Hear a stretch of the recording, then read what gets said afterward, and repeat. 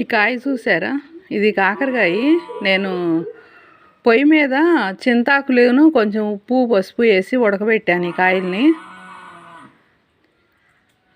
చాలా పెద్ద కాయ, ఉడికి ఇంత అయ్యింది. కొంచెం నీళ్ళు తక్కువే పోసి నీళ్ళు ఇంకే వరకు ఈ కాయ ఉడికే వరకు ఉడికించుకోవాలి. ఇదిగో చూశారు కదా, ఉడికింది.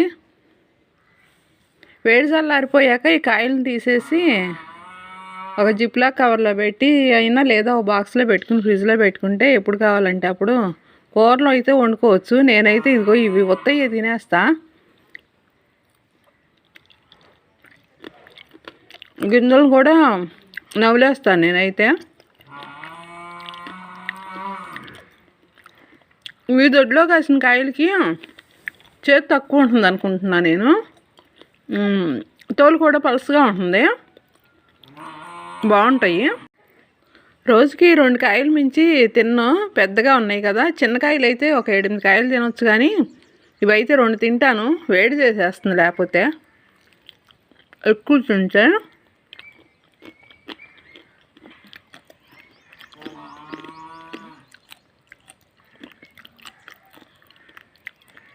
షుగర్ రాకుండా ఉంటుంది ఇలా తింటే అనుకుంటున్నాను నేనైతే. మీరు ఎవరినో తింటారు ఇలా? ఇక్కడైతే అందరికీ చెప్తా ఉంటాను ఇలా తినొచ్చు ఆయిల్ పని లేకుండా అని, కానీ ఎవరు చేయరు, ఎవరు తినరు కూడాను.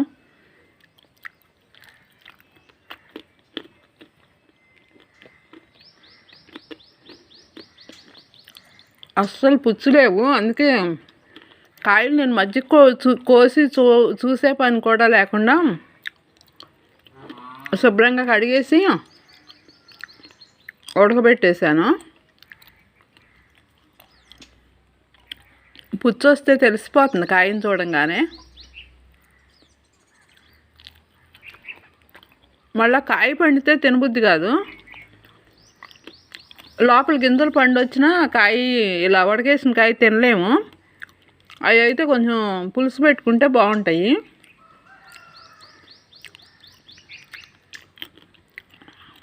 ఇక్కడ వరకు తినేస్తా నేను.